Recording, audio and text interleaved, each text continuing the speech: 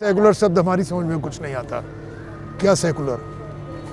और मंदिर के जो पुरातत्व विभाग के खुदाई में निकले हैं वो इस बात को सिद्ध करते हैं। सदियों पहले मंदिर था और विशालतम मंदिर था। जो उन्होंने फैसला दिया है, 500 साल हो गए इस लड़ाई को लड़ते हुए। कि जो विकास कार्य हो रहे हैं, माननीय प्रधानमंत्री जी का वादा था, नारा था सबका साथ सबका विकास सबका विश्वास का, लेकिन उस वादे के मुताबिक कोई कार्य नहीं हो रहा है।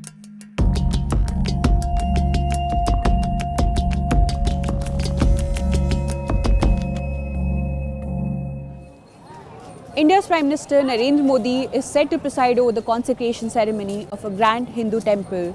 It is being built at a site that was just 30 years ago housing the biggest mosque of the country. But the temple has been constructed over the remnants of a violent past. Mosque तो कभी था ही नहीं। Supreme court बेवकूफ़ है क्या? High court बेवकूफ़ बैठे हुए क्या? जज इतने बड़े बैठे हुए जो उन्होंने फैसला दिया है, 500 साल हो गए इस लड़ाई को लड़ते हुए। In 1992, the Babri Masjid Mosque that stood here was illegally torn down by an enormous Hindu mob, unleashing a wave of religious violence that permanently altered India's secular landscape. अब गलत ये हुआ कि गलत हम लोग की मस्जिद लेके और मंदिर बनवाई ली हैं, तो थोड़ा बहुत तो हम लोग का तो खलबे करिए, काहे नहीं खलिए। वो तो कोर्ट से फैसला हुआ है, सुप्रीम कोर्ट का फैसला हुआ है, उस पर किसी को आपत्ति ही नहीं होना चाहिए। भाई मुस्लिम पक्ष को मिल गया, अब मुस्लिम पक्ष अपना बना ले, हिंदू पक्ष को यहाँ मिल गया, हिंदू पक्ष यहाँ बना रहा है। Even though the temple is only half built, it has taken an unrivaled significance in the Indian politics with a few months to go before the general elections. The consecration ceremony is supposed to be a grand affair with VVIPs from across the country attending the event amid huge security operations. Along with the building of the temple, the city is undergoing an unprecedented and much needed facelift. The authorities are hopeful that religious tourism to the Ram Temple, which is being touted as the Vatican of India, will bring more business and prosperity for Ayodhya as a whole.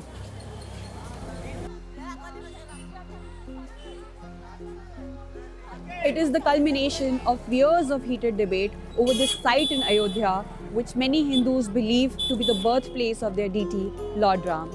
It is also a fulfillment of key election promise by Prime Minister Narendra Modi and his Hindu nationalist Bharatiya Janata Party.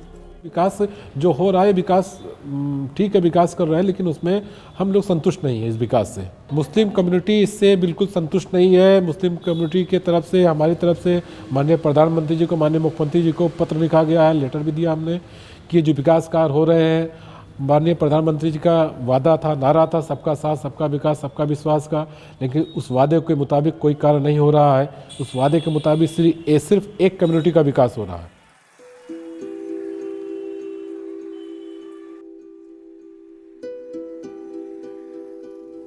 Right now we are in Dhanipur. The site is located 25 kilometers from where the Ram temple is being constructed. While the temple, 4 years after the Supreme Court judgment has come to its completion, the building of the mosque is yet to begin.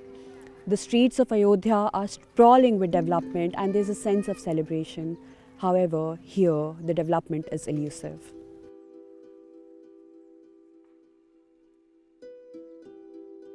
देखिए, जो 5 एकड़ ज़मीन दी गई है, सच पूछिए तो सरकार उस पर किसी भी तरह से कोई फोकस नहीं की है। जिस तरह से फोकस राम मंदिर के लिया गया, अगर उसका 10% फोकस अगर उस मस्जिद के लिए किए होते, तब तक वहाँ पे काम शुरू हो गया होता।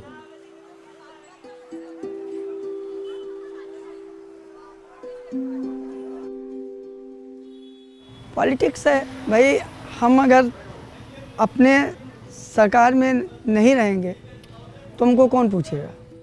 However, not everyone is feeling included in this grand project and some are finding it really hard to move on from the city's troubled past. यहाँ पे आप कोई भी चीज़ की दुकान खोल लेंगे तो आप मुस्लिम हैं, यानी मुस्लिम कास्ट के हैं, तो आपका दुकान मतलब नहीं चलेगा उससे। जैसे क्या चीज़ की दुकान, अभी देखिए जैसे आप होटल खोलेंगे तो आपके यहाँ कोई नहीं आएगा खाने पीने के लिए। अभी आप यहाँ से कहीं भी चले जाएंगे, आपको जानेंगे मुसलमान हैं, बल्कि वो लोग कहीं भी जा सकते हैं, लेकिन अगर मुसलमान आदमी कहीं नहीं जा सकते यहाँ पे। अभी आप कोई भी मंदिर में चले जाएँ, कहेंगे ये गलत है, मुसलमान है, क्यों आए हैं यहाँ पे, मतलब दुनिया का मतलब आईडी मांगेंगे उससे। भले तो आदमी यहीं का है, लेकिन उससे फिर भी कहेंगे यहाँ के नहीं हैं। आप कोई भी मज़ार पे जा सकते हैं, कोई भी कब्रिस्तान पे जा सकते हैं, उनके लिए कोई रोक टोक नहीं ना। लेकिन अगर हम कोई मंदिर में जाएंगे तो हमारे लिए बहुत रोक हो जाएगा।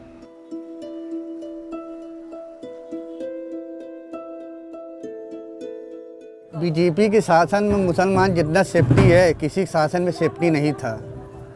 हमारी मार्केट में भी मुसलमान लोग रहते हैं, 2-3 घर है, वो अपने आप को सेफ्टी महसूस करते हैं कि हम सेफ्टी हैं।